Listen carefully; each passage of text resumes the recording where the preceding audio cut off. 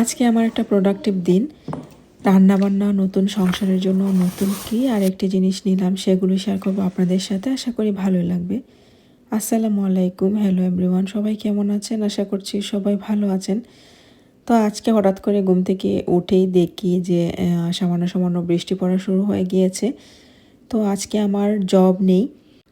তো জব না থাকলে কী হবে, বাসায় থাকা মানেই একটা না একটা কাজ আমার জন্য রেডি হয়ে যাওয়া। তো আজকে সকালবেলাটা আসলে খুবই সুন্দর ছিল। সকালবেলা উঠে আমি একটু সামান্য ভিডিও করে নিলাম। নাস্তা বাস্তার পরে আমরা চা খেয়ে নিলাম। আর ঘুম থেকে উঠেই দেখি দরজার সামনে এই জিনিসটা। বলেন তো এই জিনিসটা কি হতে পারে? হ্যাঁ, আপনারা ঠিকই ধরেছেন। আমি আমার সংসারের জন্য নতুন আরও একটা জিনিস নিয়েছি। আমরা একটা কাঠ নিয়েছি। তো এই কাঠটা এখানে আসলে বিদেশি সব কিছুই, সব ফার্নিচারে আসলে একদম এরকম বক্স করে একদম পার্ট টু পার্ট করে দেয় এবং এগুলো অ্যাটাচড করতে হয়। এই জিনিসটা আমাদের জন্য খুবই কষ্টকর, যেহেতু আমি পুরোটাই আমাকে সেটিং করতে হয়। পুরোটাই বলতে ওরা হেল্প করে, আমার হাজব্যান্ডও হেল্প করে, কিন্তু বেশিরভাগটা করতে হয় আমাকেই, যাই হোক। তো এই জিনিসটা দেখে আমার যেমন ভালো লাগছিল তেমন খুব বোরিংও লাগছিল যে এগুলো আবার আমাকে একদম সেট আপ করতে হবে, কিভাবে কি করব। তো আমরা দুজন ভাবলাম যে যেহেতু বাচ্চারা স্কুলে আছে, তো এই ফাঁকে আমরা এগুলো সেটিং করে নেই, যাতে ওরা এসে দেখে খুবই খুশি হয়। তার জন্য আমরা একটু একটু করে বের করে রেখেছিলাম আর কি। যদিও আমাদের অনেক সময় লেগেছে, মানে একবারে পুরোটা কাজ করা কমপ্লিট হয়নি, যেহেতু এর আগে কখনোই আমি এ ধরনের কাজ করি নাই, মানে ফার্নিচার সেট আপ বা সেটিং যেটাই বলেন। তো এই তো আমরা সেটিং করে এসে এখন আমি রান্নাবান্না শুরু করে দিলাম। আজকে আমি হচ্ছে ইলিশ মাছ বোনা করব, মানে আর হচ্ছে একটু মাংস রান্না করব। মাংস আসলে আমার কাছে লাগে কোনো কুকিং না বা কোনো রেসিপি না, যেটা আমার বাসায় প্রতিদিনই থাকতে হবে। মাংস না থাকলে আমার দুজন খাবার টেবিলেই বসে না। যাই হোক, তো এখানে আসলে সব কিছুর চেয়ে এই মাংসটাই খুবই কম দামে পাওয়া যায়। যারা বিদেশে থাকেন তারা তো জানেনই, আর যারা জানেন না তাদের জন্য বলছি আর কি। তো এটা হচ্ছে বিদেশিরা সবসময় খায়, যার কারণে এটা একদমই হাতের নাগালে। যাই হোক, বাচ্চারা একটা খেয়ে বেঁচে আছে, ওইটাই আমার জন্য যথেষ্ট।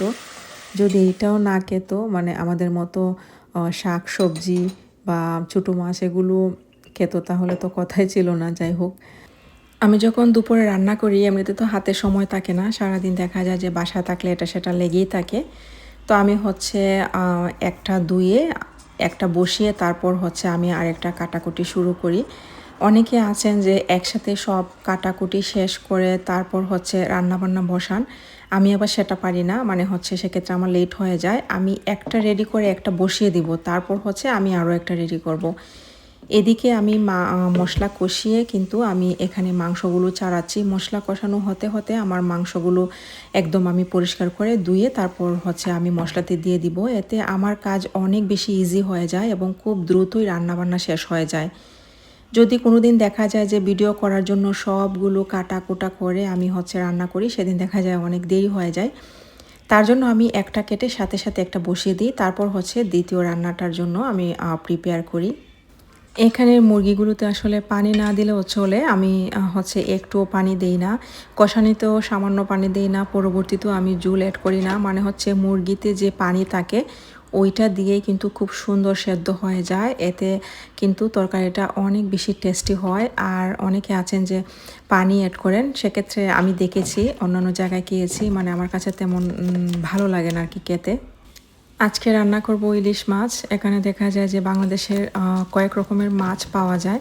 সব কিছুই হচ্ছে ফ্রোজেন মাছ, কোনো কিছুই হচ্ছে তাজা না। এটা তো আসলে বোঝাই যায়, বাইরের কান্ট্রিতে আসলে এমনই। তবুও ফ্রোজেন হলেও এই মাছটাই শুধু একটু খাওয়া যায়, মানে ইলিশ মাছটা আর কি। অন্যান্য মাছ তেমন একটা ভালো লাগে না আমার, তবুও মাঝে মাঝে এনে ট্রাই করি। আর ছোটো মাছ প্রায়ই খাওয়া হয়, কারণ হচ্ছে এখানের ছোটো মাছটাই সবচেয়ে ভালো খেতে, আর ইলিশ মাছটা। এখানে যেহেতু বেশিরভাগ মাছই একদমই ক্লিন করা থাকে, মানে হচ্ছে উপরের আঁশটা ছাড়ানো থাকে, তো আমার কাছে মনে হয়েছে যে আঁশটা ছাড়ানো একটু কষ্টকর বলতে আমি আমার কাছে আঁশ ছাড়ানোর কোনো কাজই নেই। আমি হচ্ছে চামচ দিয়ে ট্রাই করেছিলাম, যাক সুন্দরভাবেই হয়েছে।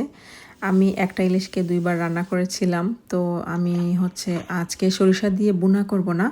ওইদিন সরিষা বাটা দিয়ে বুনা করেছিলাম। জানি না কেন একটু তেতু লেগেছে। হয়তো আমি একটু বেশি দিয়েছি বা হয়তোবা এটাও হতে পারে যে সরিষাটা অনেক দিনের পুরনো ছিল, যার কারণে হচ্ছে একটু তেঁতু লেগেছে। আর না হলে তো বাংলাদেশে অনেক মজা করে খাইতাম, মানে তেঁতু লাগতো না। যাই হোক, তার জন্য আমি ভয়ে আর ইলিশ মাছটাতে সরিষা বাটা দেইনি। এখানে তো ইলিশ মাছের আসলে অনেক দাম হয়, এক্সপেন্সিভ অনেক, যার কারণে আমি আর নষ্ট করতে চাইছিলাম না।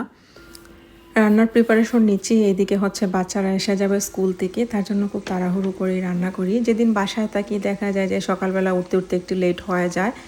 তো আমার দুপুরে রান্নাবান্না করতেও প্রায় 2টো বেজে যায়, মানে 2টো বাজে আর কি শেষ হতে। বাচ্চারা আসে স্কুল থেকে 2:30টার দিকে। তো আসার পরেই তো খাওয়া দাওয়া স্বাভাবিক। তো আমি হচ্ছে খুব তাড়াহুড়ো করে রান্না করছিলাম আর কি, এদিকে আবার ভিডিও করতে হচ্ছে। তো দেখি একদম রসুন বাটা কম, মানে হচ্ছে আমার আজকের রান্না হয়ে যেত। তারপরও ভাবলাম যে নেক্সট আরও 3 দিন আমাকে জবে যেতে হবে, তো তার জন্য সময় পাবো না। তো কাজের ফাঁকেই হচ্ছে আমি একটু রসুন ব্লেন্ড করে নিলাম। তো আর এইদিকে হচ্ছে আমি আমার তরকারিটাও বসিয়ে দিয়েছি। আমি হচ্ছে ইলিশ মাছেও তেমন একটা পানি ইউজ করি না, মানে আমার কাছে মনে হয় যে ইলিশ মাছে যদি পানি ব্যবহার করা হয় তাহলে হচ্ছে এর স্বাদটা একদমই চলে যায়, মানে হচ্ছে স্বাদ লাগে না খেতে। তো যার জন্য আমি সামান্য হালকা একটু কষিয়ে তারপর হচ্ছে মশলাটা কষিয়ে তারপর হচ্ছে মাছগুলো দিয়ে লাস্টে সামান্য এক ফোঁটা একটু আর কি পানি দেই, যাতে হচ্ছে নিচে একটু পোড়া না লাগে। আর হচ্ছে মাছ মাংস অল্প হিটে রান্না করলে কিন্তু আর নিচে পোড়া লাগে না। মাংস বা মাছ থেকে যে পানি আসে সেটাতেই সেদ্ধ হয়ে যায়, খেতেও কিন্তু হেভি টেস্টি হয়। তো এই তো আমার রান্নাবান্না শেষ করে আমি একদম ক্লিন করে দিয়েছি চুলাটা। তো এই স্প্রেটা আসলে অনেকটাই কার্যকর, এটা দেওয়ার সাথে চুলাটা একদমই সব ময়লা উঠে যায়। আমি আপনাদের আরেকটা ভিডিওতে দেখাবো, এটাতে দেখাইনি। এখন হচ্ছে রান্নাবান্না শেষে ধোয়ার কাজটা। তো আমার হাজব্যান্ড বেশিরভাগ সময়ও হচ্ছে ধোয়াধুয়ির কাজটা করে দেয়। আজকে যেহেতু ওর একটা কাজ ছিল, যার কারণে আমি সব কিছু করে নিচ্ছি। যদিও ডিশওয়াশার আছে, কিন্তু কয়েকটা পাতিল বা কয়েকটা ডিশের জন্য আমি আর ডিশওয়াশারে দিই। ডিশওয়াশারে দিলে দেখা যায় 1 ঘন্টা সময় লাগে ওয়াশ হতে, তারপর আবার ½ hour লাগে এটা পানি স্কুইজ হতে। এই তো তারপর আবার উঠাতে হয়। আমার কাছে মনে হয় যে আমি এভাবে কয়েকটা বাটি প্লেট ধুয়ে এভাবে রেখে দিই এবং পানি যখন নিংড়ে যায় তখন হচ্ছে সুন্দর মতো আমি সেটিং করে রেখে দিই। আমার কাছে এটাই ইজি মনে হয়। তো মাঝে মাঝে যদি বেশি রান্না থাকে বা বেশি ঝামেলা থাকে ডিশওয়াশারটা ইউজ করি। তো আমার আজকের ব্লগটা আপনাদের কাছে কেমন লেগেছে অবশ্যই জানাতে ভুলবেন না। আগামী ব্লগ দেখার আমন্ত্রণ জানাচ্ছি। আসসালামু আলাইকুম।